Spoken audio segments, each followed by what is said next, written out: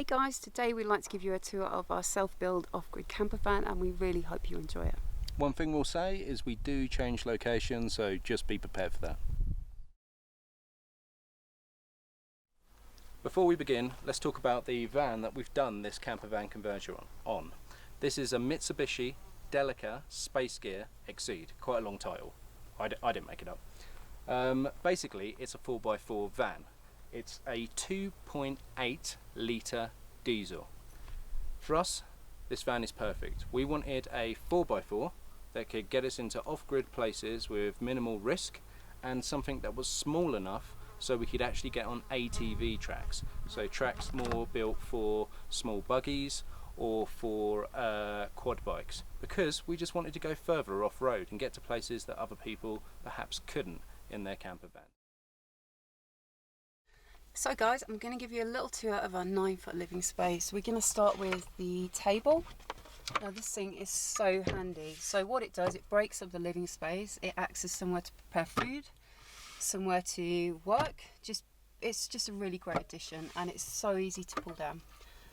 Just works like that. Moving on to cupboards. So on the left we tend to have all our food stuff. We do store a lot of stuff in these Tupperware boxes. This is all the dry stuff, and they just work really well and stop things falling out when we're driving off-road. Just underneath here is our second food cupboard. Now what's great with these cupboards as well is that if you look back up here, we have the option to lock each one down. So again, when you go to back to being off-road, you know, they can open, a lot of stuff can surge forward, so it just means they're protected and nothing's going to fall out. Now in the middle bit we use this cupboard quite a lot. This is all our toiletries, our first aid, clothes that maybe we don't use every day but we have there in case we go to cold places, a little bit of more first aid, and also some survival stuff. And it's never really tidy, that cupboard, but it does serve a purpose. Moving on to the back one, this is the stuff we tend not to use all that often, so it's stuff that can sit away in a box, and if we need it we'll pull it out, and we tend not to just because it's all packed in and it's really difficult to get back in. So that's that. Then we have our little cubby hole, which is actually great, just, you know, if you're in the van, just to put stuff in there. It almost acts like a little coffee table or something. So a lot of storage space in there. And then moving on to the wardrobe area. So this is a great addition to the build. Basically it just means we can have our clothes separately. We've both got our separate sides. Mine's not, well actually mine's looking tidier than it ever looks. It normally doesn't look like this, but we can just put all our clothes there, keep it out of the way, and it's really accessible as well. Now here we've got more storage space. And moving on to the bed, this was actually 4-inch memory foam from eBay. It's alright, it does the job, and you know, now we've got the tent, we tend to sleep up there anyway, so yeah, for what it is, it's not bad at all. One of the things that we didn't want to compromise on was comfort. We wanted it to feel like a little home.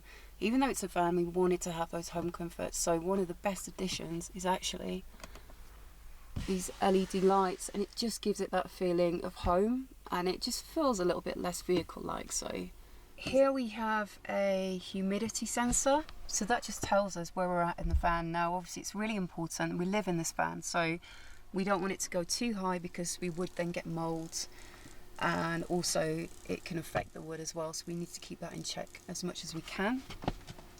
Now you won't be able to see it, but at the back here we've also got a CO2 monitor, which is really handy, and we've got a fire extinguisher. Thankfully we haven't had to use this yet, but just knowing it's here is really cool. So I reckon probably the best addition out of the whole van was this chair. So when we bought the Delica, it didn't have this chair in, and we really wanted a swivel chair just because we want a living space. So we got this installed and we're able to turn it around, so obviously it's a passenger seat, or it can be an armchair, and it's actually quite comfy. So this is actually Joel's chair though, I come on the sofa normally. So I'm not going to touch on this too much because we'll probably do a separate review, but what we do have is a chest fridge, and it's by Bare, and it's great actually. We tend to have it quite low just because we quite often go off grid, and it means we don't have to keep topping up on groceries all the time. We can freeze them and then just use them as and when. One thing I would change, a little bit more space or an extra fridge, because we can't chill our drinks. So how do you get that cold beer? You just can't. But otherwise, yeah, great for food, great for storage. Moving on to the curtains. Now this fabric was actually bought from, it's like a recycle store. We just got loads of fabric. I think they used to be curtains, actually. You can see the lips on there already, but basically just have this so that we can pull it across. So, you know, maybe you're parking sometimes not off grid and you want a little bit of privacy, it really helps. What we didn't factor in though, they're pretty see-through, so we generally have to bear that in mind, but it does give that little bit of cover. With the same material, we've actually got curtains that fit on the windows. Now, again, my makeshift sewing is not so great. I'm just going to give you a quick demonstration. Probably not the best window to show you because on here we've got a different system, but what we would do is just have these fitted right inside the window, which just gives you that little bit of privacy that you need. A little bit messy, but they do the job. So with us spending a lot of time off grid, one thing we've definitely needed, certainly in Canada, is bear spray. Now we have this right by the door just because it's accessible and it gives us that little bit of security. Thankfully we haven't had to use it yet, but we've always got it. We've also got a flare gun, so this is great for maybe when we're in the kayak, or if we get in trouble we can always use it, and that's always to hand. So one thing that we couldn't live without, literally non-negotiable, we need these things in hot climates. The van is really well insulated, so it gets really hot in here, and it's really nice to have the door open at night. Obviously what comes with that, bearing in mind we've got the lights, is we get a swarm of mosquitoes.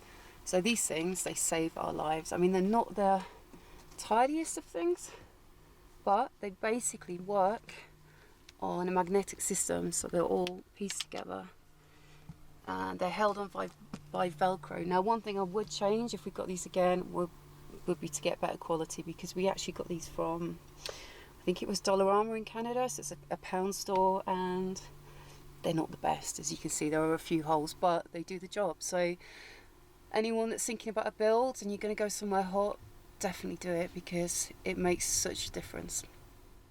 I'm going to show you how we pull the bed out and how it all fits together. So firstly, this panel that forms one of the panels for the beds, at the minute it's just rested on here, but soon we're actually going to have it clipped on. It was Nix's idea, because when you take it off like that, we've got all this space underneath, and that's where we store our shoes, and it'll be quite nice to actually have something clipped on there. Oh, my bear spray. Clipped on there so our shoes don't fall about when we're off-roading and stuff like that. Quite simply, all you do is pick it up a little bit and pull it out. Now if we come around the back, it's just under here is our rear panel.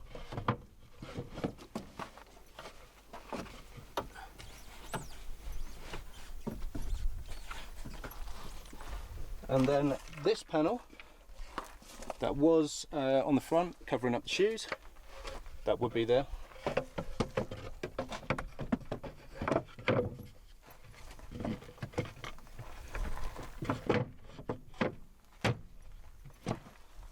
Done. Now normally what we'll do is this piece of memory foam right here is actually strapped together, so it's a bit of a backrest right now. We'd unstrap that and lay it here, and then lay the blanket over the whole lot. And that's our bed. Right, onto our kitchen and storage area. So first up, this drawer. Disclaimer, everything's messy. We haven't actually done the washing up today because we're running out of water. Now, this is where we store all of our bulky items, pots and pans and so on and so forth. This wasn't meant to be what this drawer was about, and this is something I would change if I did another camper conversion. Our European gas stove fitted nicely in here, and that's the way we wanted to design it, so we could just flip up the back, out on the sides, and do all our cooking without having to mess around with our now North American gas stove. That is the smallest one we could find that doesn't fit in here, which is really annoying. but that's just the way it is. Now the reason why we changed stoves is because our European stove isn't compatible with North American gas. When we arrived in North America it was Canada, and it's harder to get hold of converters there. We tried for ages, we couldn't, so that's how we've ended up with this. Next item is our chopping board. Now funny enough, we don't actually use this for chopping, we use the table in there. This has now just ended up just being a worktop, so when we're like preparing stuff it will go out here ready before we put it onto the gas stove. If you come around this way, our multi-purpose drawer. Ooh. This is where all our cutlery goes. As you can see, there's not a lot of cutlery in there because it's all in our wash bowl,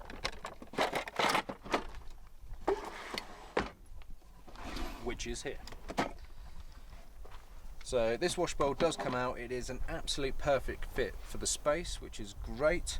We also use this area at the back just for all the stuff you need for cooking. So that can be herbs, spices, oils, stocks, everything like that. There's also clean film and kitchen foil just down in this gap here. Our water is this tube right here, which links straight to our fresh water tank. There is a switch just over here, which if I turn on, water comes flying out at the end. Probably better not do that because we're running out. If there's one thing I would change, it's this. I'd like something that's more tap orientated. You can get pumps that will only work on pressure, so when you turn the tap on, the pump activates. That would be a lot better than this, because what we find is as we coil this back up and put it in here, it does leak a little bit into this space. Onto storage. Now just in here there's not a lot of space because right at the back there is the pump, so we can only get a few odd bits of tools in there like a mallet and so on and so forth, but most importantly this box, which has all of our spares in it. Spares nuts and bolts, spare screws, spare magnetic things for the cupboards. That's where that goes. Over on this side it's a little bit cleaner, so that's the back of the cubby hole up there, but down here is all the rest of our tools. So we've got a tool bag there, we've also got a shovel in there, some recovery equipment, we've got the axe. I'm not going to pull it all out, but trust me, that's where everything goes. So that's more for if we get into trouble or we need to do some work on the van. Now, you probably noticed on this side it's really dusty. Now this is my fault, and this is something else that I would change. These drawers are about 3mm too far this way, which means it hits the plastic of this up here. You can see a mark right there, and there's another one over here, and that's these two drawer handles down here. What that means is that the door, yes it does lock, yes it does close, but it's pushed out about 1mm away from this seal, which means when we're in dusty places, the dust slowly works its way in. I need to sort that out. Probably what I'm going to do is drill through, cut through here so there's space for the handles to go through. Yeah, that's my own fault there. I should have thought that through a little bit more. Our diesel heater. Now this ugly little vent over here, which I'd really love to improve, but it was poor planning on my behalf when I was doing the van build because I forgot about it, is our heating vent for our 2 kilowatt Chinese diesel heater. Now I'm calling it a Chinese diesel heater because it's basically a knockoff. A little bit questionable buying it, but we're running out of money and it's working really well. It has 2 ways of turning on. Let me just put this down. Ooh. The first way is via this master controller right here. I won't turn it on right now to show you, but basically it turns it on. You can play with the settings, look up Chinese diesel heaters, they're really good. And the second way is via this battery operated remote control, and this is what we use pretty much all the time. It has an on off button, it's great. The performance of the diesel heater is amazing.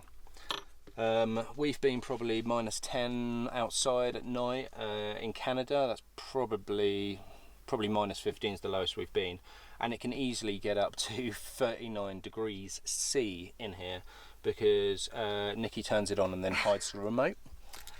So they're really effective. Now we do have a small space in here, and 2 kilowatts is quite strong for the space, but it works for us.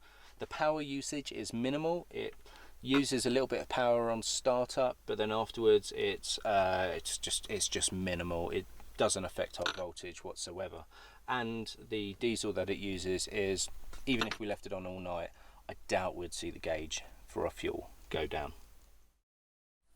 We have a 75 litre water tank right under here. I'm not going to show you because I'm going to have to take the vehicle apart to show you, but trust me, it's there.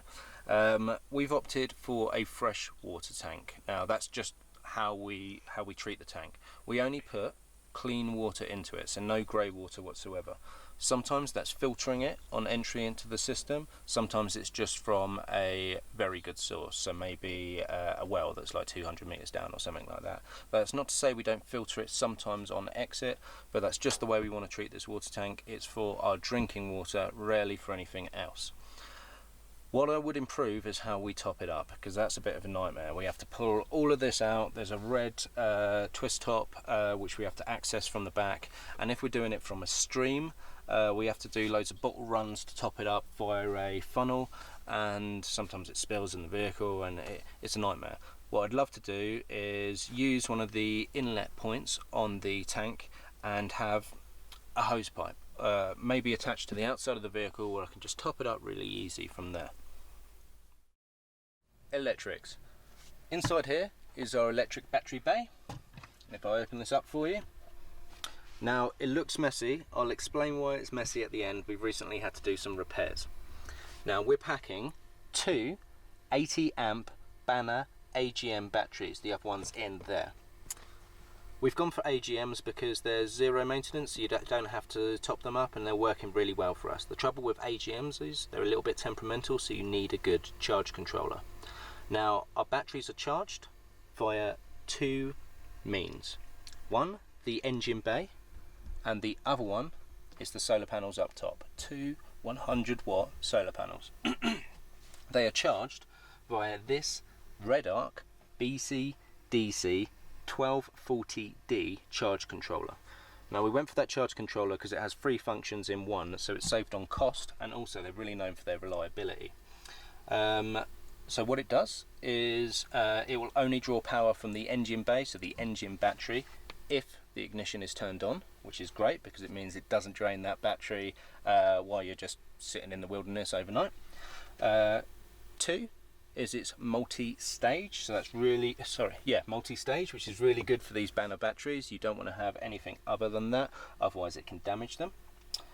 Three is it will prioritize the solar panels over the engine battery. So if there's enough voltage coming from the solar panels, it won't draw anything, or it'll only draw a little bit from the engine battery. Now that's good for your alternator that generates the power in the engine, because you're not maxing it out unnecessarily.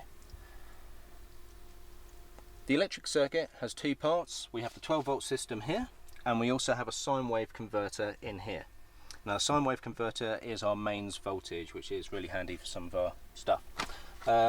These are brilliant, and if I'm going to do a van conversion again, I'm going to definitely get these. We have these dotted around the vehicle. That's a 12-volt cigarette lighter socket right there. We've done them on 15 amps, so they can do our hoover as well as air compressors. And we've got a standard dual USB output here. Now these are really handy because pretty much everything in the world is charged from USB, so that's really good for us.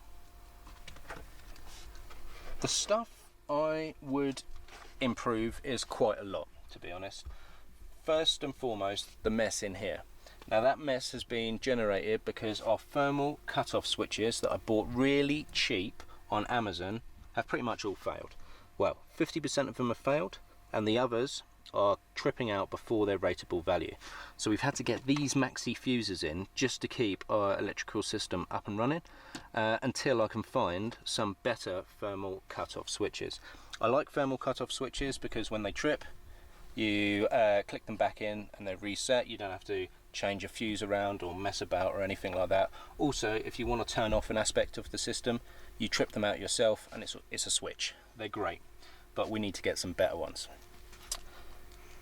The real big thing that we should improve about the electrical system is having two voltage sensor relays that cut off the power at different stages. The first one I would like the power for just the fridge to cut off at 50%. That's the lowest our banner batteries can go. I might even go a little bit higher than that just to be safer for the banner batteries. The other one will be every other piece of electrics we have in there, which will trip out at 55 or 60%. Now the reason why is because you don't want to damage the batteries, but also the rest of the circuit can die, because you want to prioritize your fridge to make sure all your food and stuff like that stays cool overnight. And this fridge doesn't use much, it's about 5% for the evening, and we have it quite low, so it's using a lot of power at -8, you can see on there. The other thing I'd like to improve is actually having a voltmeter that isn't this. So this is our voltmeter. You know, it serves its purpose, but I'd like to actually have, we've bought one actually, I need to install a voltmeter that just sits on this cupboard right here. That's something that I'll do next time. And finally, our solar panels up top, those cables run in through the vehicle around the rooftop tent. I think we're just asking for trouble with low-hanging trees, just like clipping one of those and then ripping them out. Hasn't happened so far, but it's a constant worry. Also, because the way they've looped, they're rubbing on the side of the vehicle, which is damaging the paintwork. So I would like to put some conduit around them and run them through the rooftop tent, just so they're just well out of the way of getting damaged. And also, they're out of the way of the sun. Now, as you guys know, we spend a lot of time off grid. We don't like to go back to civilization to fuel up all the time. So we have installed a 55 litre reserve fuel tank that's operated via a switch on the dash to transfer the fuel from this tank to our stock tank. Now, things I would improve is actually having a return pipe, so that the main tank doesn't fill up and then overflow. That's happened once. And secondly, I also want to install a sender, so I actually know how much is in this. Now, I was supposed to do that in the UK, but I ran out of time, and the sender's been sitting with us for the last few months and I still haven't done it yet. So that's what I would improve. Now, where the fuel tank is where the spare tyre was. So if the fuel tank goes there, the spare tyre needed to go somewhere, so we had this swing arm fabricated via SLS Fabrications. And those guys really helped us out, because the original person, who I'm not going to name and shame, we were all booked in with him and he just didn't return the emails on the day, didn't return telephone calls, didn't answer text messages. He screwed us over. So if it wasn't for SLS, we wouldn't have the swing arm, and the spare tyre would just be sitting inside the vehicle. Now, the design we've gone for is to house the spare tyre as well as our gas cylinder, and around this side there's a 20 litre jerry can as well, just so we can get as much fuel as possible. And in fact, that's an emergency backup should something go wrong and we don't have enough fuel to get to a fuel station. Hasn't happened yet. Now, things I would improve is the hinge for the swing arm is on the left hand side of the vehicle. That's great for the UK and anyone that drives on the left hand side of the road, because if you pull over, the swing arm is coming out towards the curb, away from the traffic. But I should have thought about it. When we're travelling around the world, everyone else drives on the right hand side of the road, so that swing arm the hinge should have been on the other side. The other thing I would improve is we built this to fit round a UK or European gas cylinder. It doesn't work, as you can see, for North American gas cylinders. Even the smaller one than this, it still doesn't work. So what I would improve is making this longer and having notches going all the way down, fitted around European and North American gas and any other region that I was going to go to. So it's a little bit more universal. The way we keep this on here at the minute is a whole load of ratchet straps. We're going to get that improved in a minute. The other thing that I would improve, all the way down the bottom here, is I didn't even realise that I'd need to put a number plate on the vehicle. I thought we could just stick it on the wheel. The number plate is too big for the bottom bar of this wheel mount, so what sometimes happens is when we're off-road it gets clipped and it has cracked a couple of times. If I was to build this again or design one again, I would build it so there's a firm metal frame going all the way around the width of our European number plate, so that if it does hit the ground, the number plate isn't going to snap. It's just the ground's just going to be churned out the way via the metal bracket that we put on. So how this unlocks is, normally there'll be a key unlocking this. Pull this down, but the swing arm won't move past that point. Now the reason why is because over here we have a pin. Pull the pin up, pull the swing arm out, and it will lock at the 90-degree angle. Now there's two things I would improve about this. I'd also like this pin to lock at the 180-degree angle so we can get it further out. And also, I completely didn't think about this when I was designing the specs, that when I try to open the boot, it hits the gas cylinder. So in order to open up the boot, I have to swing this all the way out a little bit more, then open up the boot. It's a bit of a pain. If I was to do this again, I'll consider that next time. With all this extra weight, so we've got the swing arm, we've got the fuel tank, we've got the gas jerry can, we've got the water in the back, plus all of Nix's clothes, we knew we were going to have to upgrade the rear suspension. So we've upgraded to Ironman springs and shocks. I'll flash up on the screen how much that's actually increased the carry weight, but what I can say is it wasn't enough. And if I was to do this again on this vehicle, I would have upgraded to some Land Rover HD springs, which are a lot firmer, and that probably would have prevented the sag that we got, especially when we had the bikes on the back. We had installed this snorkel just for river crossings, but so far we've only been probably about this deep, just because safety reasons. The crossings are a little bit deeper. We couldn't actually see because it was murky water what was there, and I like to wade through first. Also, it was flood water, so guaranteed there's going to be debris there. Anyway, we installed the snorkel, which protects the engine, because the original air intake was somewhere in here, actually just behind here. We wanted something a little bit higher. Things I would improve is that next time I'll go for a mushroom snorkel as opposed to a ram. I went for the ram because I was reading up loads of research and it said it improved fuel efficiency. After a lot of tests for this vehicle and this snorkel, I didn't see any difference whatsoever. The problem we've got is when there's heavy rain and we're driving along, we have to turn the snorkel at this angle so that the rain doesn't come in and enter the airbox. The other thing I would improve, and this is purely for this type of vehicle, and you're going to struggle to see it, but right down there is the air pipe that goes into the airbox. It's a tight squeeze, and I think that restricts some of the airflow just a little bit, and I'd like to improve that if I did this again. Sump guard, or skid pan, whatever you want to call it. We've had one installed and specially fabricated by, again, SLS Fabrications. Starts here and it runs all the way to the back, right to the transmission. Now it's 4mm steel, and for us it's just insurance, just in case we're off-roading, we hit a boulder or something like that. So far it's only acted as a skid pan, so when you've got the centre of the road that's raised up with dirt, it's just smoothed that all out for us. Stop the dirt from getting into all the different cavities it can get into, which is annoying. Our side awning. So this is a Austrail side awning that we picked up in the British Columbia Overland Rally, and we got a bit of a deal on it because there's also a another side bit that would go on here or any of the other sides. For us, this is brilliant. It's just created more living space. It shields us from the sun when it's sunny, like a day like today, and the Delica is basically a greenhouse, so if the sun gets in for those windows, it's too hot in there, and also it shields us from the rain. It's probably one of our best additions since we've started this trip, just because it creates that little bit more living space in a very small vehicle. Right, some general other improvements that we haven't naturally covered. Lights.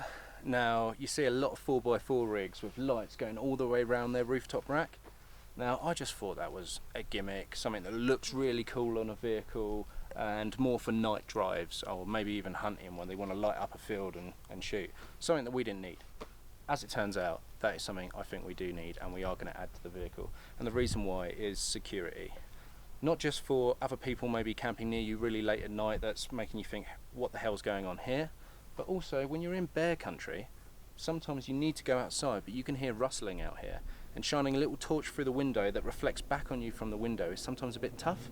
So what I'd like to be able to do is have some switches that just basically lights up the area around the vehicle. So if there's anything there that should be there, it's going to get scared off, or if there's other people around, you can clearly see them and they're not going to be able to see you too well if you need to confront them. The other thing I would improve is balance. Now we can't show you here because we've balanced the vehicle because we've got a cam going on, but we have a little bit too much weight on the right hand side of the vehicle. Not dangerous, but just a little bit too much. And I think the main culprit is, yes, we've got all those cabinets, but the main culprit is those banner batteries. They are really, really heavy, and they're both on the right hand side of the vehicle. So if I was to do another camper build, I would heed all the advice I received beforehand and actually put those batteries here, right in the center of the vehicle, and a little bit towards the front, away from the rear wheel arch, just to keep just to keep the weight balanced. Now I would even forego space here.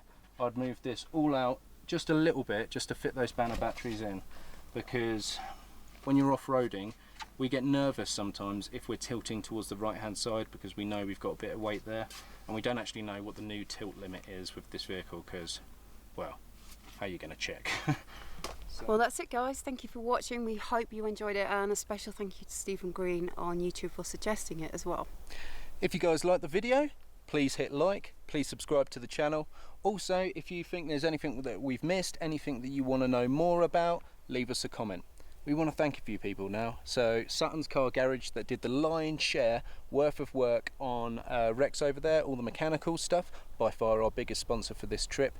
They've got their own YouTube channel, go and check it out. They've got 2 videos on the work they've done on Rex if you want to know a little bit more. Also on their YouTube channel they do really handy tips on how to look after your vehicle, which we find a little bit weird because that means they get less customers, but it shows they care, I suppose. My dad, I'd love to thank him just for the electrics. Wouldn't have been able to do it without him. He's an electrician, so he helped me like write up all the wiring diagrams. By far the most complicated thing for us to do on the camper van build.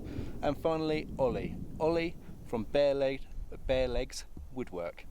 He helped us with all the woodwork in there. I wouldn't have been able to make it look as cool without him, and also he did it at last minute because we were running late with the build and we needed to ship Rex. Thanks Ollie, thanks everyone. See you guys.